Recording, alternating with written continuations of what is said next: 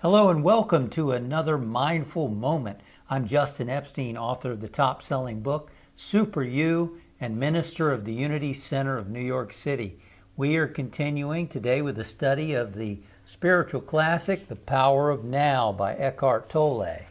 We're continuing to look at chapter 1, and we're looking at the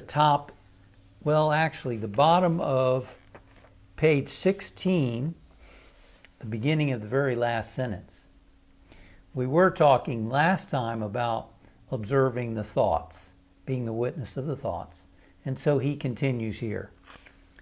The thought then loses its power over you and quickly subsides because you are no longer energizing the mind through identification with it.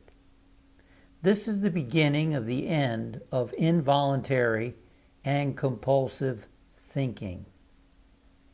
That is a loaded sentence. There's a lot in there. When you start to observe your thoughts, they begin to lose their power over us, you. Because what so often happens is we get involved, identified with the thinking, and it runs off with us. We have emotions that come along with the thinking, and next thing you know, we're all involved in it, right? You can identify with that, right? We might have some kind of thought, and it stirs up a feeling. You know, that guy Jimmy, he, you know what he did the other day, and then we go on a rant, call it a rant, right? Where we're caught up in the thoughts and describing it, and we have the frustrations or the annoyance, and it's going on, and it's like a runaway train. Now we're not in the witness state.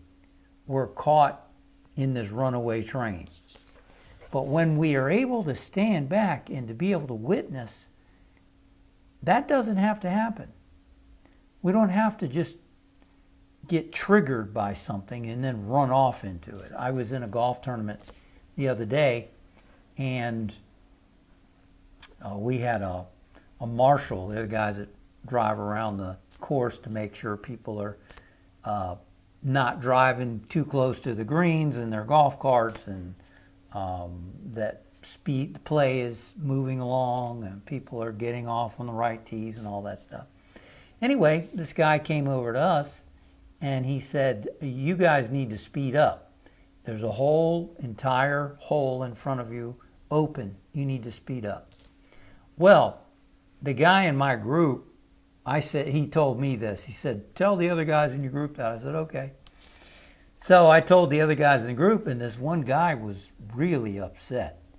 You know, we're not holding anybody up. There's nobody behind us. We're not holding them up, and we've been right up with the group ahead of us, but we got into trouble on this hole. And well, every hole, he was upset talking about this. He was caught up in that thinking and the emotions of it.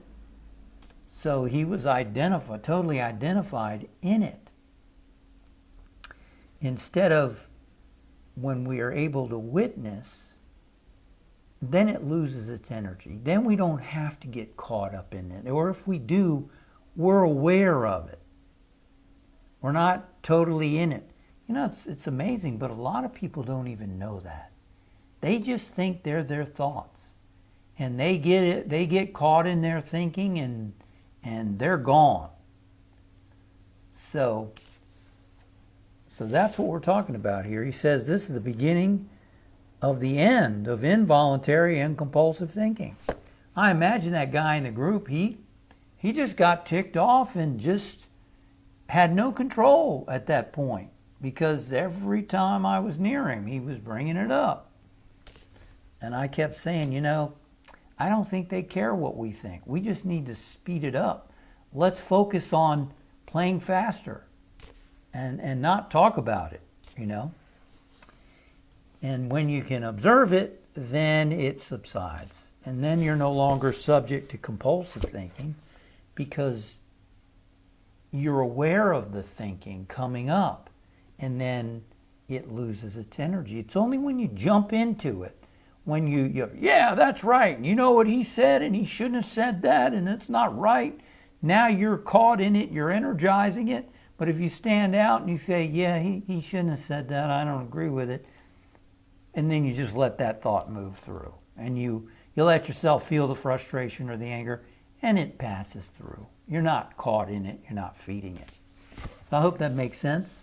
And it's interesting stuff, isn't it? For the next mindful moment, we're going to continue taking a look at the mind and how we can become a greater master of this mind and find greater peace and joy and centeredness as a result. So thanks for joining me today, and I'll see you again next time for a mindful moment. Thank you for joining me for a mindful moment. Remember to subscribe to my channel for more mindful moments as they go live. Click above for a list of previous mindful moments to enjoy on your own time, anytime.